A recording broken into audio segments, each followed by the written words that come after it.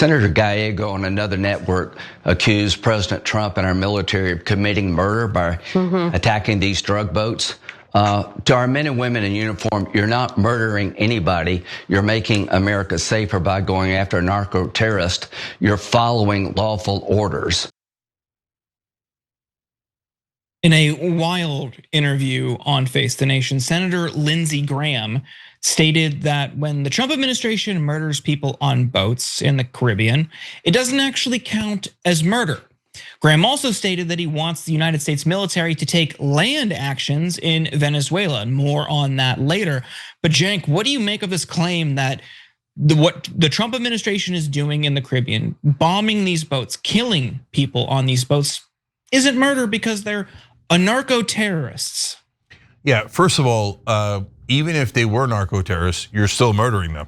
So you could play around with words all you like, but that's what it is. Now, words that matter is extrajudicial killing. And is that what this is? No question about it. Why? Because did they ask a court? They didn't ask a court. Did they go through due process? They didn't go through due process. Did they present any evidence that these people are guilty? No, they didn't. In fact, the Colombian president says that at least one of the boats was a fisherman's boat and they murdered a bunch of fishermen. But whether they murdered fishermen or people they're claiming without proving are narco-terrorists, it's murder either way. It's an extrajudicial killing either way. And it is wildly illegal, let alone the war that it might start, which we're going to talk about. And now we have more clips from that interview to show you. But first, let's be clear about who stands to gain from a regime change operation in Venezuela. Maria Corina Machado, who just won the Nobel Peace Prize, is a key figure in the Venezuelan political opposition to President Nicolas Maduro. Machado has touted an economic plan to American and other investors, saying that a democratic Venezuela under her movement's control has the potential to generate 1.7 trillion in wealth in 15 years.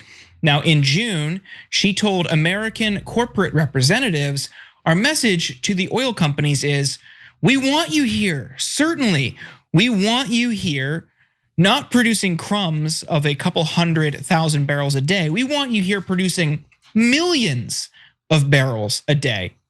As for Senator Lindsey Graham, his career donations from the defense industry, individuals, 569,000, PACs, 593,000. So of course there is money behind his position, despite seemingly he's a war hawk in and of himself. According to Open Secrets, he's taken over $1.1 million from individuals and PACs associated with the defense industry over the course of his career. So keep all of that in mind as we show you this clip of Lindsey Graham cheering for land strikes in Venezuela. You don't need an aircraft carrier to hit drug boats. Are land strikes planned? Yeah, I think that's a real possibility. I think President Trump's made a decision that Maduro, the leader of Venezuela, is an indicted drug trafficker, that it's time for him to go, that Venezuela and Colombia have been safe havens for narco-terrorists for too long. And President Trump told me yesterday that he plans to brief members of Congress when he gets back from Asia about future potential military operations against Venezuela and Colombia. So there will be a congressional briefing about a potential expanding from the sea to the land. I support that idea, but I think he has all the authority he needs. Now, Margaret Brennan also asked Graham if American troops would be deployed as part of this operation, and here is his response. You said time for Maduro to go. Yeah. That sounds a lot like regime change. It is. Are you talking about troops on the ground? I'll let the president speak to that. I'm talking about a briefing that would expand military operations potentially from the sea to the land. It is time for Maduro to go. Finally, Brennan called Graham out on the legality of the Trump administration's strikes on those boats. Let's see how he handled that. I know you personally used to serve as a judge advocate in the Air Force.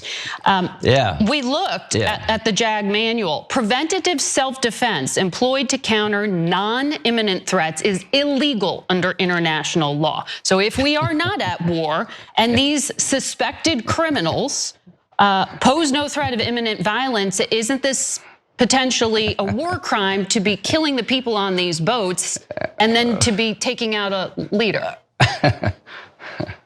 No, not at all. I don't know what manual you're referring to, but I know what President Bush 41 did. He took down Ortega, the leader of Panama, because he was involved in drug trafficking, threatening our country. Venezuela is now partnering with Hezbollah. Hezbollah is running out of money because Iran is weak. That's not new. Partnering with drug cartels in Venezuela. No, it should have stopped. Here's what's new. You got a commander-in-chief's not going to put up with this crap. Cenk, what do you make of this? All right, so first of all, the idea that Venezuela and Hezbollah are working together is just a load of crap. Jonathan Larsen, our former managing editor here, broke it down brilliantly. It's these two yahoos. One of them is an Israeli citizen that's trying to get out like criminals from Venezuela and get their cash out, etc. They're the ones that are making up all this nonsense about how, Venezuela, we have to kill them all. We have to kill them. We have to go to war. Hezbollah, Iran, they're with the dangerous Muslims. I mean, Jesus, how do they bring Hezbollah into everything, right? So just totally made up garbage from Lindsey Graham. Check out Jonathan Larsen's Substack. You'll see the article I'm talking about. Okay, more nonsense. It's an imminent threat. The boats are going to, the first set of boats that they bombed were going to Trinidad.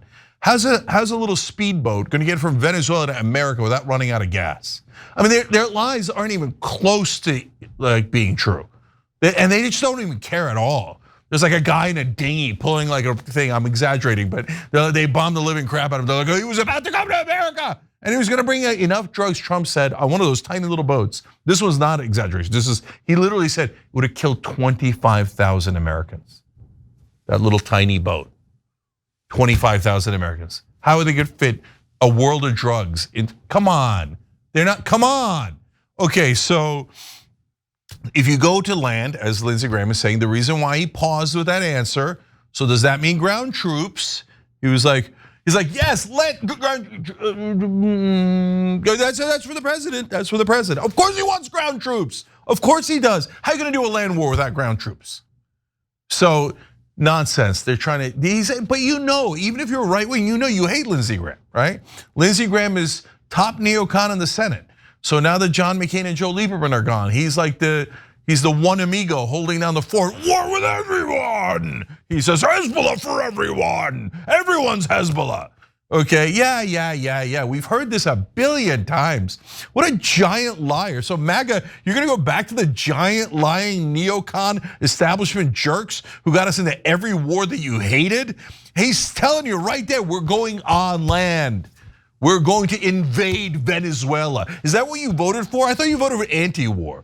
You voted to invade Venezuela for oil companies? Now, back to Lindsey Graham, we gave you over $1 million he's taking from defense contracts. At a bare minimum, that's stuff that's public.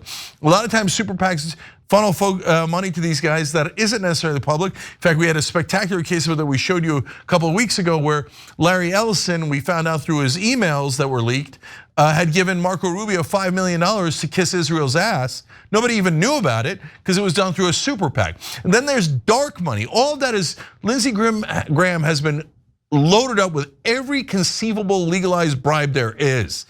And that's before we get to the oil companies who are also bribing Lindsey Graham and almost all the corporate Republicans. And the corporate Democrats also take money from these figures, but at least to be fair to them, they're not driving for a rando, insane war in Venezuela. So look, more great comments by our viewers and our members.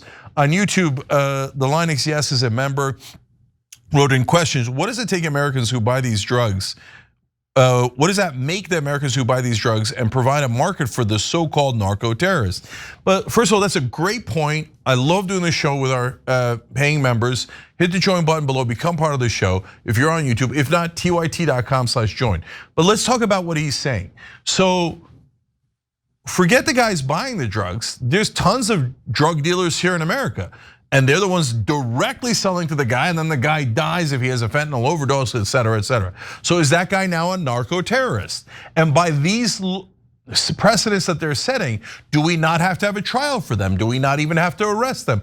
Can cops just go up to them and shoot them in the head and kill them dead in the street and go, hey, that's a narco-terrorist? Wait, that was an American citizen. We didn't even do a trial. We don't even know how he got there. Shut up, who cares? Boom, boom, boom, let's just kill everybody. They're all narco-terrorists. Well, how do we know they're narco-terrorists? I just said it. No, that's not how America works. The president just declaring someone an enemy of the state and murdering them is not how America works. It's also not how the world works. It is wildly illegal under international law. More importantly, it's wildly illegal under US law. That's why she asked that question to Lindsey Graham, and Lindsey Graham knows that, but he's like, yeah, but so what? Are my donors going to get paid? Yeah, they're going to make billions, maybe even trillions if you start a war this large. Who's going to pay them? Well, the US taxpayers are going to funnel all of your money over to the my donor class so that your anti-war candidate can start another giant disastrous war. So, and by the way, Jordan, we keep talking about Venezuela. Lindsey Graham in that same interview also threatened Colombia and said we might be starting a land war there too. For Colombia was our top ally in Central America and in Latin America and in South America. Now, all of a sudden, we're gonna invade them too. How many countries are we gonna invade with the anti-war president? Yeah, that's what I find so rich about all this. I mean, the Trump administration, the Trump family, their whole team pointed to how he was the no new wars president in his first term. Now, obviously, we know that's bogus when you were just continuing forever wars around the world and inching closer to a potential new Cold War, God forbid, a hot war with places like China. But what's this? You're just bombing fishing boats. You're killing random people and saying we're gonna do a land invasion. They've already threatened Mexico. Now you're saying Venezuela and Colombia. But I think what's really dangerous here is this rhetorical sleight of hand the administration and top Republican allies are using to justify these strikes. Now, of course, we know, and thankfully Margaret Brennan pointed out this is illegal, but what they're trying to do here is use the designated terrorist organization label and this threat that, oh my God, if they were to come here with the drugs, they're gonna kill us, they're gonna harm us. It's all in self-defense, and that in their eyes allows Trump to act unilaterally without approval from Congress, without the traditional methods that presidents typically ignore. They're saying it's an even more streamlined process of power consolidation. Nick Turks at The Intercept has done some tremendous reporting on this front, talked to experts, legal experts, people in the government who warned what this looks like if this continues unchecked, which it seems it will, but also at the same time, this same exact labeling being used to describe domestic groups, organizations, or people. And it's, again, God forbid this happen, but it's not hard to imagine what the consequences might be if they continue to use the same labeling, the same fear-mongering over the threat, and the same self-defense justification. Yeah, my last two comments go to the members. One is from Twitch. Shay70 wrote in, they had 2 survivors from the boat strikes and they let them go because of lack of evidence, and they don't want the reality to undermine their narrative. Nice job, Shay70. That's right. Thank you for reminding me of that. Yeah, we captured 2 of the people from the boats. Oh, crazy narco terrorists, they have to be murdered right away. We let them go. Why do we let them go? Because we had no evidence on them.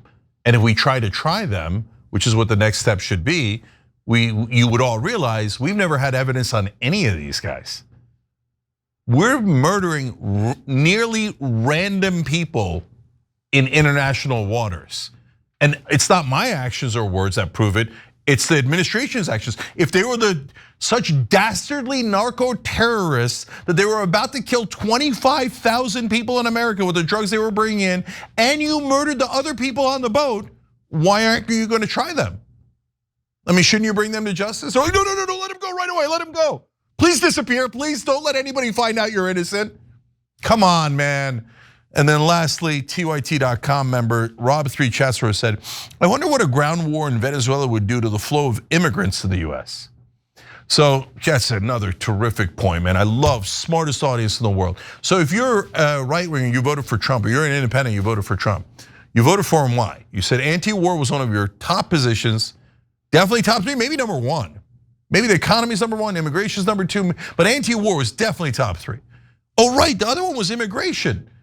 And if you do a land war in Venezuela, let alone Venezuela and Colombia, do you have any idea how many immigrants will pour into this country, legal or otherwise? And that's what you think you voted for? No, the neocons are back. The establishment's back, the warmongers are back. And so no matter who you vote for, Democrat or Republican, you get Lindsey Graham and you get Benjamin Netanyahu. Those are the two constants, the two vile creatures that we are constantly having to deal with no matter who you elect. Every time you ring the bell below, an angel gets his wings. Totally not true, but it does keep you updated on our live shows.